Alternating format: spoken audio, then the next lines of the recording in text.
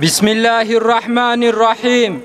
Ey iman edenler, sabredin, sebat gösterin. Sabır yarışında düşmanlarınızı geçin. Daima savaşa hazırlıklı olun. Uyanık bulunun ve Allah'a karşı gelmekten sakının ki kurtuluşa erebilesiniz. Ali İmran suresi 200. ayet.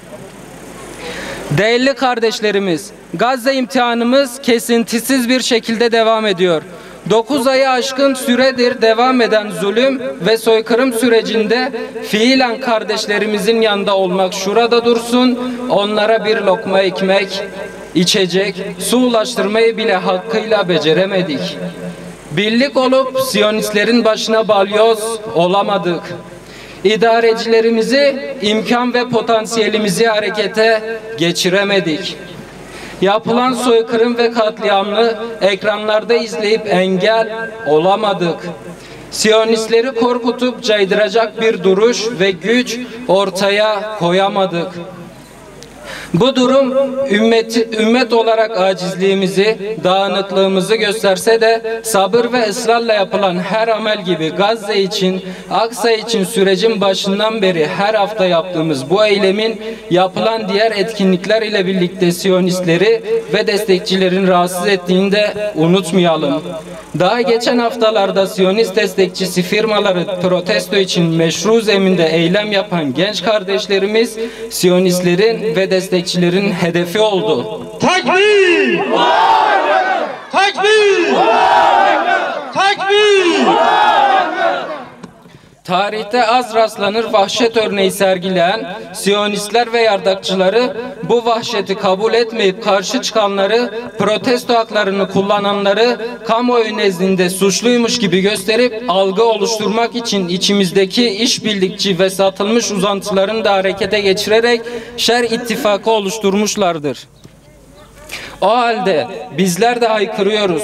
Haklı davamızdan asla vazgeçmeyeceğiz. Siyonist destekçilerine, içimizdeki uzantılarına geçit vermeyeceğiz. Siyonist vahşeti, soykırımını ve işbirlikçilerin ifşa edip tüm dünya nezdinde mahkum edeceğiz. Siyonizme destek verenleri boykot etmeye devam edeceğiz. Değerli kardeşlerim, gelinen aşamada gerek dünyada gerekse ülkemizde Siyonist barbarlığını ve tehlikesini fark edip tavır koyanların gittikçe arttığını görmekteyiz. Kudüs ve Aksa bilincinin Müslümanlar arasında kökleşip kalıcı hale geldiğine şahit olmaktayız. Bu olumlu gelişmelerin Gazze'li Filistinli kahramanların kanlarıyla, canlarıyla ve tüm varlıklarıyla yürüttükleri şanlı direnişin semeresi ve bereketi olduğunun da farkındayız.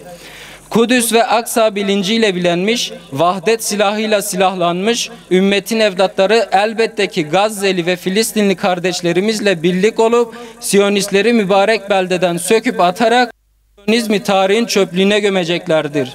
Yemen, Lübnan ve sair yerlerde yükselen direnişler bunun göstergesidir. Filistin dışında yeni işgal cepheleri aşma niyetinde olan Siyonistler yek vücut olmuş ümmetin direniş ellerinin çelik iradesi ve azmi cesareti karşısında hezimete uğrayacaklardır. Bundan kuşkumuz yoktur. Ümitsiz değil, inançlıyız. Yeter ki bilincimizi diri tutup Gazze'yi sürekli olarak gündemimizin başına alıp kardeşlerimizi yalnız bırakmayalım. Ülkemizde yaşayıp aynı zamanda terörist rejimin vatandaşı olan bazı Siyonistler Gazze'deki katliama doğrudan iştirak etmektedirler. Bu insanlık suçu sosyal medyada paylaşacak kadar cüretkar olan bu soykırım suçlularının tespit edilip yargılanarak cezalandırılmaları ve vatandaşlıktan çıkarılmaları duyarlı vicdanlı kamuoyunun ortak talebi ve beklentisidir. Hüdapar'ın konuyla ilgili kanun teklifi meclis gündemine alınmıştır.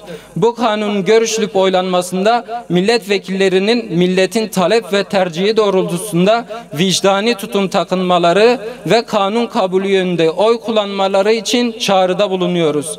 Aksa ve Kudüs davasının destek için atılacak her adım, yapılacak her faaliyet, söylenecek her sözün değerli olduğu bilinciyle cehd ve gayretimizi artıralım. Saflarımızı sıkılaştıralım. Aksa tufanıyla başlayan süreçte her hafta toplanıp Gazze'li, Filistinli kardeşlerine desteklerini ilan edip Siyonistleri ve işbirlikçilerini telin eden siz değerli halkımıza da hürmetler, selamlar ve tebrik ederiz. Rahman ve Rahim olan Allah'ın adıyla. İşte bunlar Rablerinin bol mağfiret ve rahmetine ulaşanlardır. Doğru yolu bulanlar da ancak onlardır. Bakara suresi 157. ayet. Filistin halkının haklı direnişini, Aksa tufanı operasyonuna, kahraman mücahitlere, direnişe, dirilişe, Şeyh Ahmet Yasin'e, Yasin Var'a, İsmail Heniye'ye, Muhammed Deyfe, Ebu